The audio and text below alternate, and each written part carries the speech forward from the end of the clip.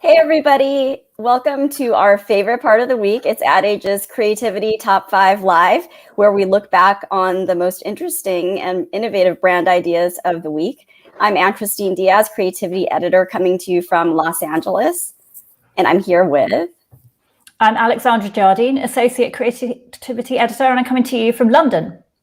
I'm Ethan Sherwood, Associate Creativity Editor, coming to you from New York.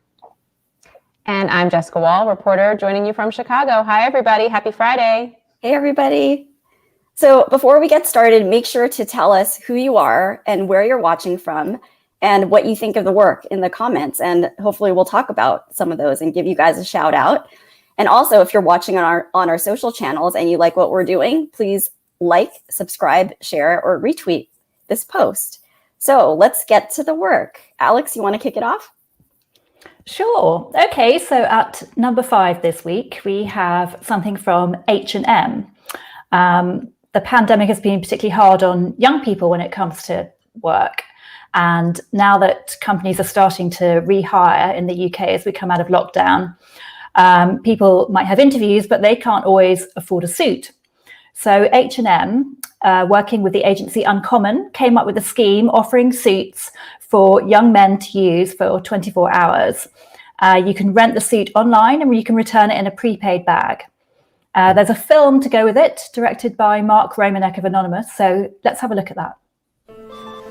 Listen, son, I know you're feeling a little bit nervous, but listen, you are amazing. There's a light in you, son. There's a light in you that needs to shine. And you need to understand, you don't have to do anything. You have nothing to prove in this world. You just have to go in there and be you. And I couldn't be more proud of you.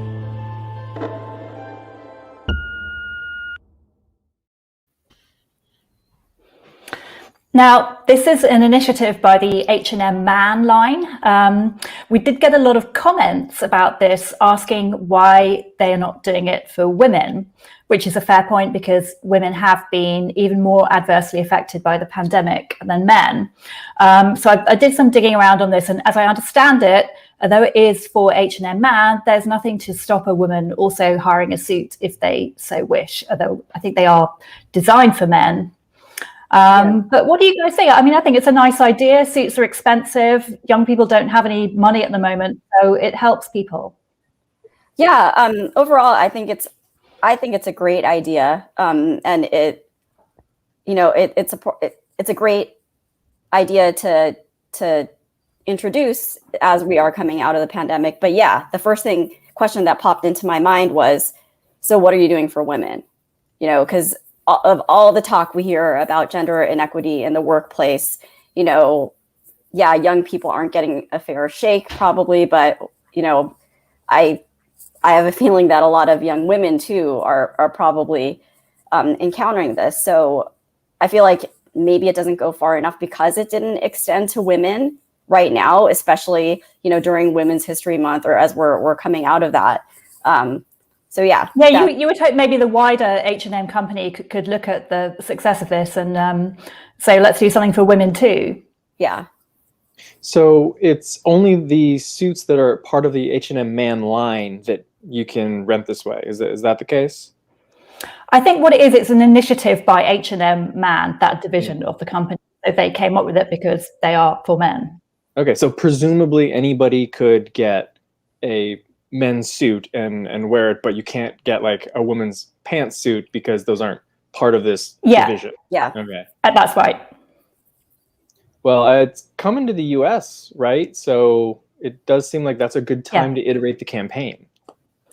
Yeah. You'd think that that they could roll this out, because I think it has got some a lot of positive comments as well around the fact that it's designed to give people confidence at a time when it's really hard to go back into the workplace, or some people have never been in it because they graduated last year or whatever, they've been furloughed. It's going to be a tough time. Now, so there's also nothing to stop someone from like renting a free suit for 24 hours for like a date, right? You know, like, I guess not. Okay, all right. So that's a job interview. Just throwing that out there. Yeah, it's true. A date is a job interview of sorts. Yeah. We have one comment from Joseph on YouTube, and he says he's a volunteer for a Dress for Success, so which has already been doing something like this, and they provide women a free interview suit and 5 suits if they get the job. That's awesome. So that's really great. Yeah. And we have some shout outs. We have Koi from Cambodia, Hitzel from Canada, Allison from Michigan, Sanrace from Indonesia, Jose from Brazil, Christopher from Virginia, Aman from Israel, Aldo from Maryland, and Geraldine from New York. Hey guys, thanks for joining us. All right, so moving into number 4, let's stick with fashion for a little bit. How many of you, show of hands out there, have ever gone through your parents' old clothes and discovered a pair of jeans, maybe high-waisted, maybe bell-bottoms, depending on how old you are, and just claimed them for yourself because you decided these look great on me, and you know what? They're still good. They don't need to be patched up. It's denim. It lasts forever. Levi's is leaning into this kind of sort of for Earth Day and talking specifically about the longevity and durability of denim and Levi's jeans, basically making the claim that like if it lasts so long, then you can buy fewer of them and then fewer need to get made, and that's good for the environment. So here's one of the films that they created. Global clothing consumption has doubled in the last 15 years. We can change that. When we make better, we can buy better. And when we buy better, we can wear longer. When we wear longer, we can buy less.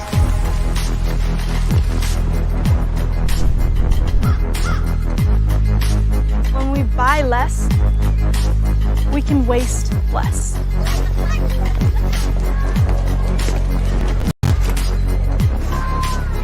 And when we waste less, we can change for good.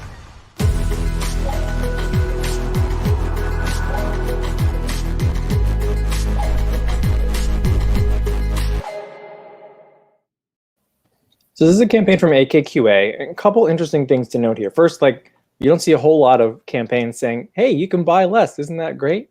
Particularly with fashion. Another thing is we just talked about H&M.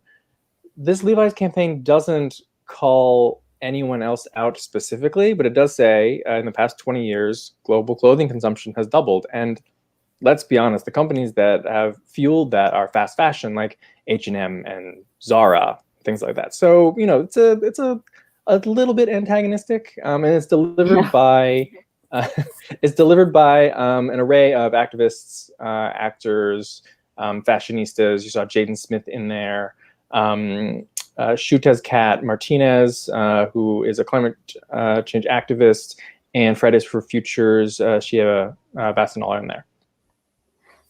You know what this made me think of? Actually, I remember there was this vintage pair of Levi's jeans I bought from a vintage store, and how I regret like giving it away or getting rid of those.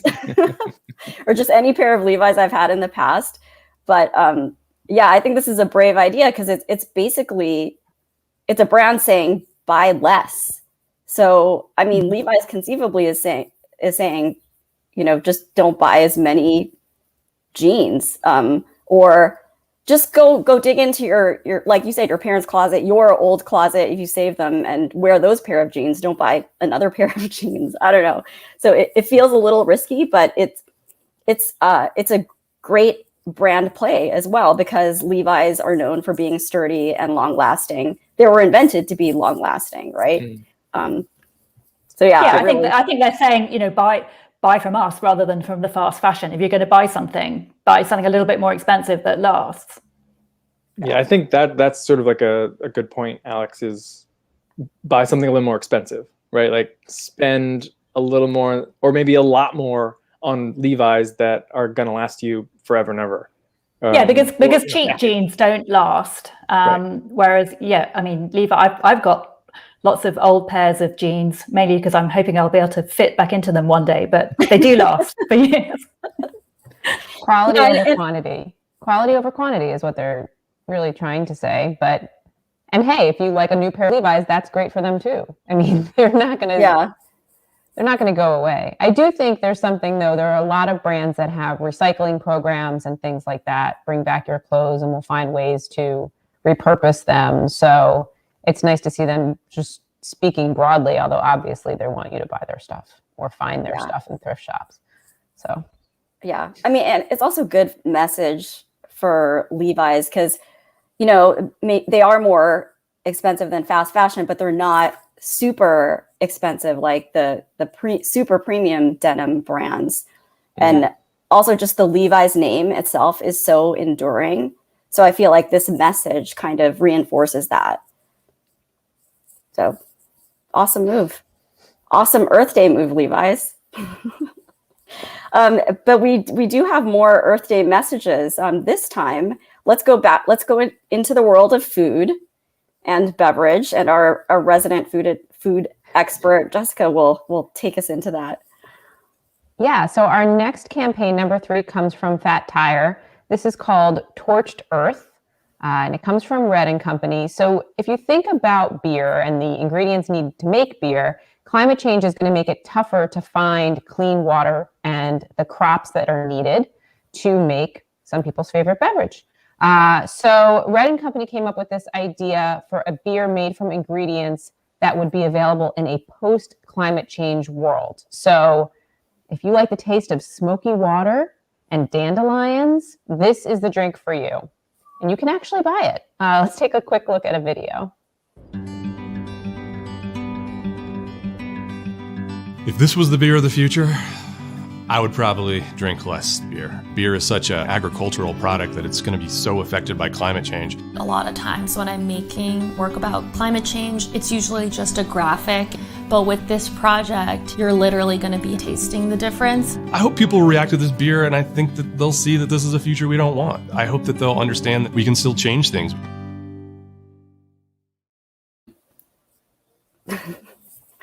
So I guess if it's not clear, Ishan, you want to tell us about what this beer actually is supposed to taste like? It's not supposed to taste good. I guess that would kind of defeat the message. And, you know, we were talking about this earlier. You know, there are a lot of, I think, drinks, particularly alcoholic ones, that are smoky, right? They're supposed to be. You know, dandelion wine is definitely a thing. But I think they specifically selected the ingredients where, like, the smoke is from wildfires and industrial pollution. And the grains themselves are drought-resistant crops, millet and buckwheat, you know, which can be turned into alcoholic beverages, but these particularly are not selected for flavor.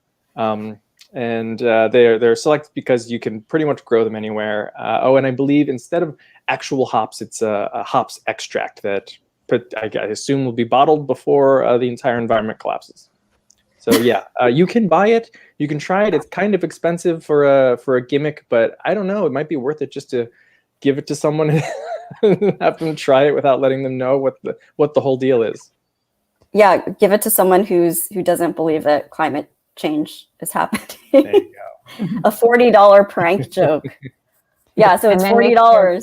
Right. It's And then worth- make it's sure they worth it recycle for the that bill. can, because if they don't recycle the can, then we're just adding more fuel to the fire. It's going to Literally. taste even worse. So I think we actually should try to get a hold of a 6-pack and maybe drink it together at some point. Next slide, yeah. We'll see who can drink the most. Yeah. It'll just be one top 5. We'll drink it the most. Remember So anyway, those okay. old campaigns of bitter beer face? Then there's like post or climate change beer face. So moving from beer to dog food, kind of.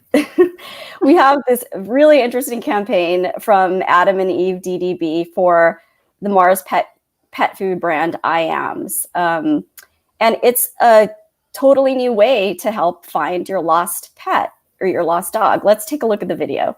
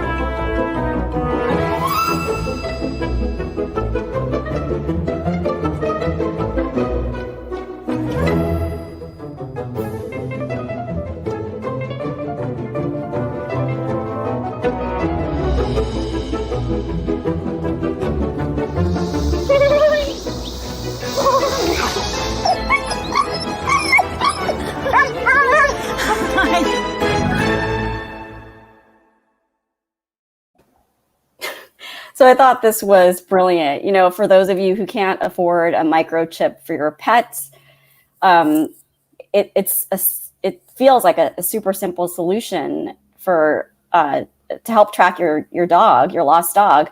But also, what's interesting about this is it involves the whole community. You know, you don't have to. Say you find a lost dog, you don't have to take it to a vet to get it scanned to see if there's a chip. Immediately, if you have that app, you can scan the dog's nose and see if it's missing throughout the network. And it's also a great way to promote the Iams brand around a broader community. Like if people don't have dogs, but they love dogs and want to help out, they download the app and become part of that network. So I just thought that was pretty brilliant. I'd love to be able to just test it out in real life to see how well it works. And I also wonder if you could like apply it to people or children or something. Scan your kid's nose. I'm wondering how close you have to get to the dog to scan the nose, because some people are a bit nervous of dogs. If you see like a big dog on its own, how close do you have to go to get that nose print? Oh yeah, right. And it seems like you have to be right there. You have to like put their faces right onto your camera, right? Yeah, like slobbering as well. Yeah, will boogers affect the nose print? I think from a creative perspective as well, like the spot really could have gone in like a Sarah McLachlan direction, but it's just like so zippy and peppy. It's like, hey, lost dogs, but it's okay, we'll find them. Yeah. 27,000 are lost every day, but Right, yeah. we've got an app for that. Yeah.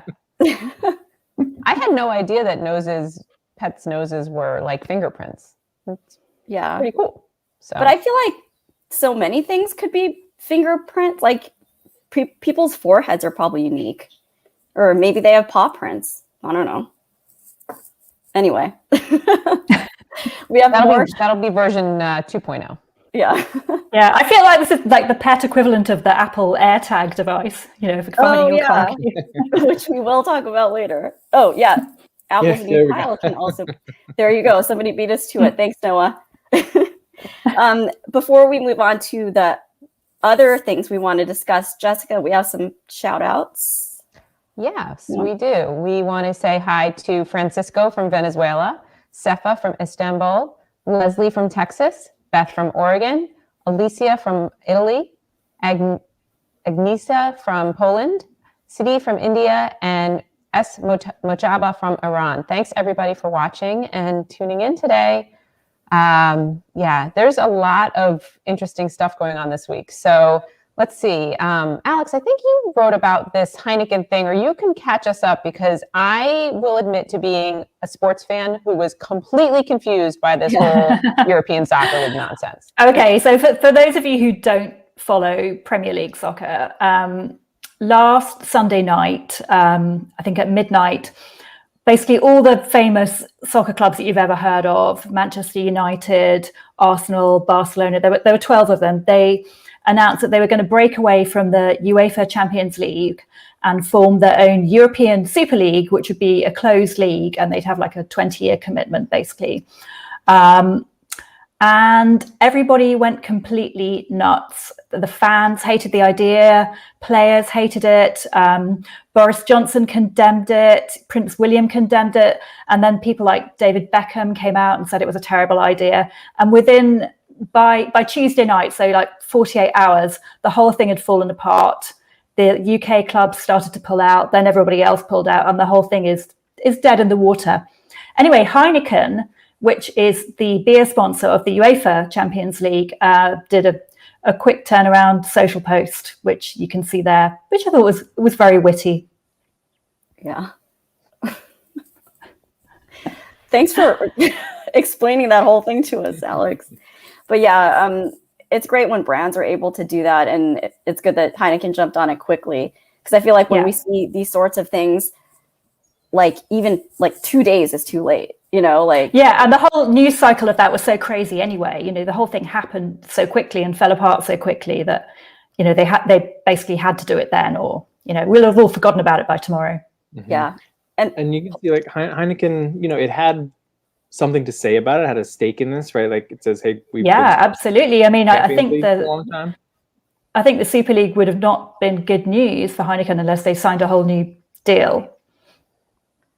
And I love just the copy on don't start and drink, don't drink and start a league.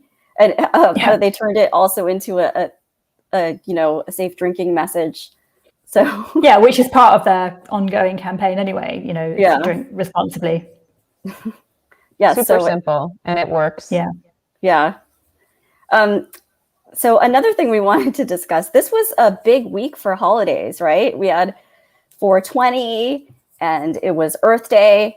But did you know that we were also celebrating another big day? Let's take a look at this spot. April 23rd is Vagina Appreciation Day because, of course it is. And Anovera, the unapologetic birth control that goes in your vagina, and me, the unapologetic Anovera user, would like to unapologetically invite you to celebrate Vagina Appreciation Day. And one of the best ways to show appreciation for your vagina? Have an orgasm.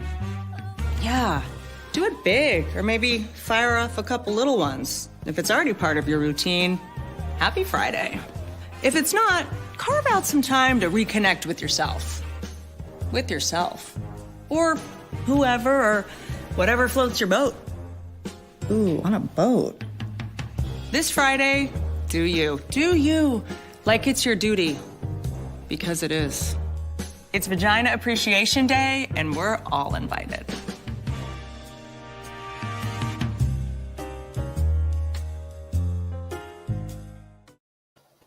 I'm sorry, I didn't wish all of you a happy Vagina Appreciation Day. It is, of course.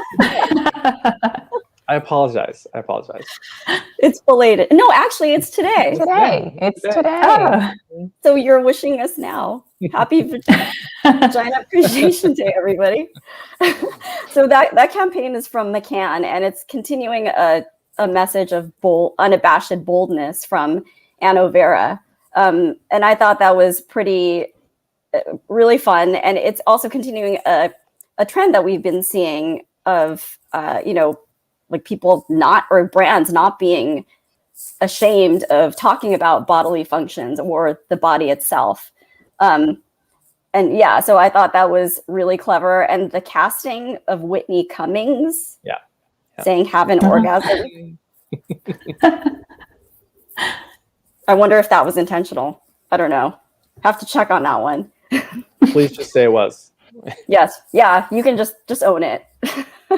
Happy coincidence? Who knows? Anyway, we were talking about Apple earlier. Ishan, you want to tell us about that?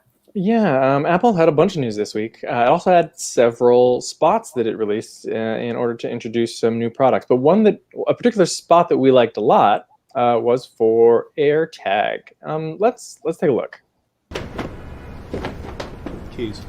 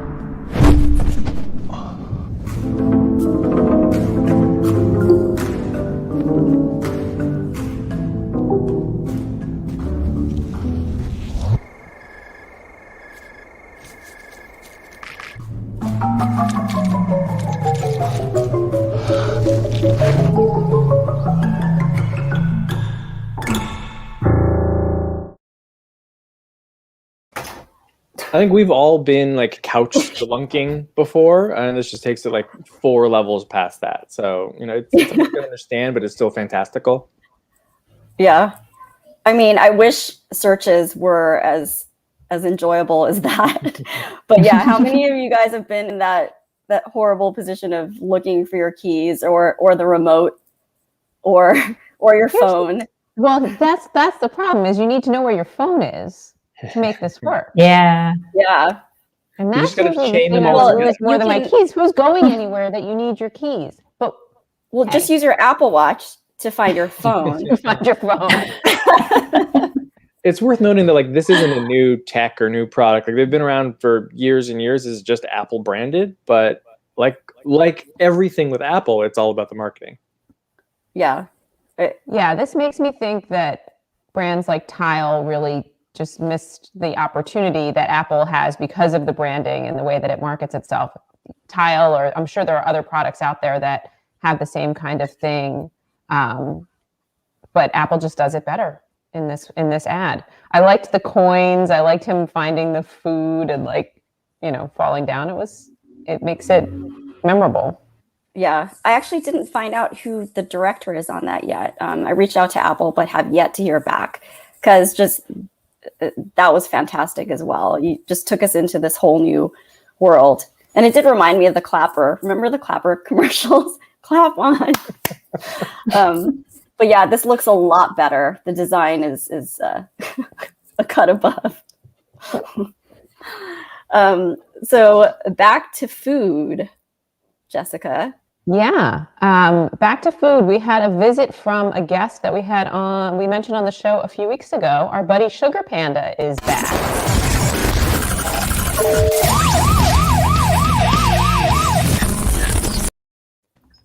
That's right. Ryan Reynolds is once again back with Sugar Panda. This was a 420 campaign, so let's take a look.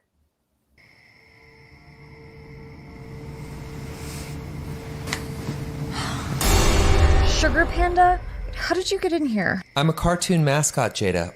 Physics. Now let's do some sugar. What? No. Come on, Jada. Where'd you stash the good stuff? I looked through everything downstairs and all I found was this high key crap. Okay, those actually get a ton of 5-star reviews online. You should try them. And you should try being cool again. Why don't you sneak me into the bathroom like you used to do in the 80s? My kids will be up soon. Who's the father? Get out. Sugar is so sweet from my head to my feet. You can't cancel me. I'm in everything. Oh, okay. Well, that's interesting. Maybe I will visit. He still creeps me out. He's just so creepy. Yeah, so the 420 branding isn't really overt here. It was Ryan Reynolds actually shared this in a social post directing people to a 420 20 bake sale on high key cookies where I think you could get like 30% off, I still wouldn't buy them. But you know, viewers of the show know how I feel about the texture and taste of high key. But, you know, if you're into them. And were people smoking a lot of weed in bathrooms in the 80s? And I feel like we're sort of like crossing brands here a little bit, you know? Yeah, yeah, exactly. Yeah. And judging from what Sugar Panda has suggestively pimped before, it's sugar. But, you know, his teeth have, well, I guess, yeah, your teeth fall out if you eat too much sugar. But it's original formula Coca-Cola. That's what it is. So. Anyway, yes, the return of Sugar Panda. Oh, but we have more food news, right, Jessica? Or well, sticking with things that don't have a lot of sugar in them, I do have some news. Last week, Reese's came out with some makeup, and I have some of it. You can actually buy this on HipDot is the brand that they're working with. So food and makeup is having a moment. Chipotle came back with an ELF product line a few weeks ago, and now we've got this HipDot X Reese's line. There's all kinds of stuff that you can buy, and the case is really cute. The packaging, I know, Anne, I sent you a picture of this the other day when I got it, and you thought it was actually food. Yeah, like I would eat that. Yeah, I would totally eat that. There is a new Reese's product on the market, a peanut crunchy bar, but it has nothing to do with this. Why not bring out another Reese's product? Because it's kind of like Oreo. You can just keep reinventing it and people will try it. So yeah, that's out there. Who knows? Maybe it's a Mother's Day gift for people whose moms like candy or something like that. Does it taste like peanuts? Yeah, what does it smell like? I don't know. If you have a peanut allergy, can you wear it? Good question. Can you wear it? I think you can. Lick your face? This is getting weird. I do think there's a bunch of eyeshadow and like cheek stuff. So if you have to wear a mask, you could still dress yourself up and go out in the world. Okay, maybe it's just the color palette, but also Reese's is not the best color palette for makeup, right? I mean, well, it depends on your skin tone. Depends on your skin tone. Yeah, I think people will try it. You have to remember these products are also aimed at the bunch of us who grew up with like lip smackers in every flavor imaginable of candy and soft drinks and stuff like that. So this is just a very elevated extension, I feel like, of lip smackers. Please tell me you remember lip smackers, viewers. Can't be that bad. But also maybe like just a younger audience, right? Like, plus everybody loves Reese's, right? It's like, isn't it the #1 candy bar, Jessica? Reese's is huge, yeah. And there's also, this follows the Chipotle one, which is another one, which was sort of a no-brainer, but they had green eyeshadow and stuff in that too. So why not have brown? And all these different shades of orange and brown. I think it's cute. I think the packaging is really well done. So we'll see how it goes. They've already sold out of the lipsticks. Oh, wow.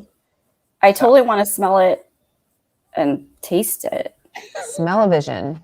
Yeah. Just the packaging, that's dangerous, I would say. The packaging is too close to the candy itself. Like I could see, somebody opening it and then being very disappointed. Yeah, I mean, but also kids might open it and, hopefully it's not too dangerous for them to eat. Yeah, like hopefully it's not a Tide Pods moment. Yeah. You just immediately get dark, don't you? I don't know. Okay, so our final one, Alex. Let's take a look. Yeah, so at #1 this week we have Dove, which is taking a look at the culture of selfies and their impact on young women. And it's an update of a very famous ad from 2006, which showed how much work it takes to turn a woman into a model on a billboard. But even if you haven't seen that ad, this is still powerful. Let's have a look at it.